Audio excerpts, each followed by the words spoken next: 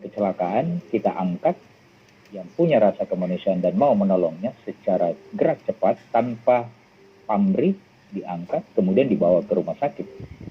Itu adalah bagian dari bagaimana respon sosial kemanusiaan kita itu mengarah ke sana.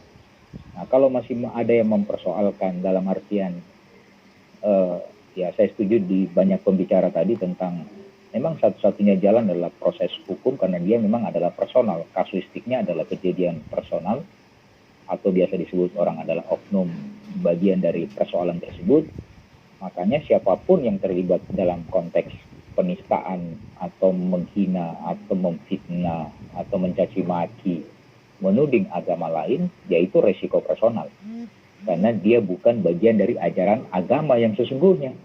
Karena kalau ajaran agama sesungguhnya, secara sosialnya kita, ya relasi antar agama ini sudah lama kita di Indonesia sebenarnya. Kita sudah hatam tentang itu, dan sebenarnya kita tidak perlu lagi diceramai atau dikasih tahu dalam artian diberitahu lagi, karena kita sudah lama berpuluhan tahun beragama dan berrelasi dan berinteraksi dengan teman-teman sesama antar umat beragama. Nah, dari sisi sosial politiknya ke depan, ini memang yang harus tetap kita waspadai karena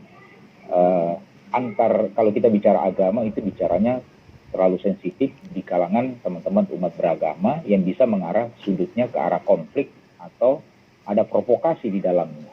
Nah, inilah sudut kebijakan kita sebagai manusia dan sebagai ormas, sebagai tokoh agama, tokoh sosial dan tokoh perempuan, tokoh adat, tokoh budaya, sekaligus tokoh politik dan seterusnya. Ini bagian dari kerjasama kita untuk memformulasi apa agenda ke depan supaya ini tidak selalu berulang-ulang.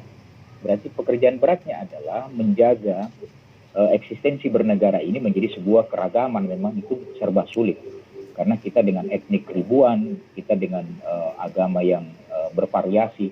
Ini tentunya butuh kerendahan jiwa untuk mengatasnamakan atau mengakui keberagaman ini dan mengakui keagamaan teman-teman kita. Nah, ini wawasan-wawasan kebangsaan tentang ini memang harus diulang terus-menerus dari sejak dini, dari sejak SMP, SMA, mahasiswa dan seterusnya. Karena ini akan terjadi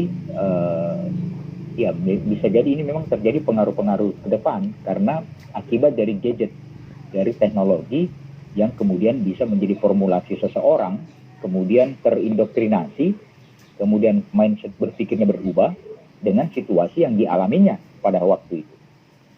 Ini pekerjaan semuanya, pekerjaan tokoh agama, tokoh ormas, tokoh sosial, akademisi, guru, bahkan kebijakan-kebijakan pemerintah di daerah masing-masing. Pointers yang ketiga adalah, kalau kita sudut pandangnya ini ke arah ke depan, agenda sosial politik kita ke depan adalah agenda bagaimana menyamakan visi tetap secara kebinekaan. Sila dari Pancasila itu sudah memberikan kita ada sila kemanusiaan di dalamnya, ada sila persatuan. Itu berarti kita tidak pilih merek, pilih apa latar belakang kita, etnik apa kita, dari utara kita, dari Sabang sampai Merauke kita, dari agama apapun kita, dari sudut sosial politiknya kita adalah satu kedaulatan wilayah secara politik, satu kedaulatan wilayah secara bernegara. Nah, ke depan tantangannya adalah tantangan teknologi informasi. Dengan adanya teknologi informasi, pengaruh doktrin lewat media digital, lewat konten media sosial, lewat konten berbagai macam ragam video dan seterusnya, ini bagian dari kerjasama semua agama, semua tokoh-tokoh agama untuk saling selalu berdiskusi, berinteraksi, kemudian saling memberi informasi. Karena ancaman pemecah belah dari sudut agama ini itu bisa membahayakan dari segi sosial politik, bahkan pertahanan keamanan kita ke depan. Karena semua negara-negara di dunia akan mengarah kepada Asia. Kalau kemudian ke depan bangsa ini bagian dari kekuatan nasional dan internasional, makanya negara-negara atau kelompok-kelompok negara di luar Indonesia akan melakukan setting politik untuk memproses pemecah belahan ini terus-menerus. Karena situasinya memang demikian. Ada juga kelompok-kelompok di luar negara kita secara eksternal yang memang mau dan senang saja melihat situasi bangsa ini tidak aman, tidak damai, tidak akur, dan tidak bersatu. Nah, hari ini kita diperhadapkan dengan banyak masalah, banyak kasustik tentang personal yang tadi.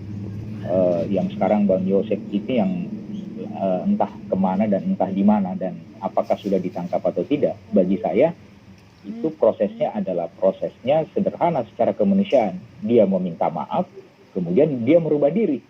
Kalau kita bicara sosial, tapi proses hukumnya silahkan berjalan karena itu agenda untuk melihat bahwa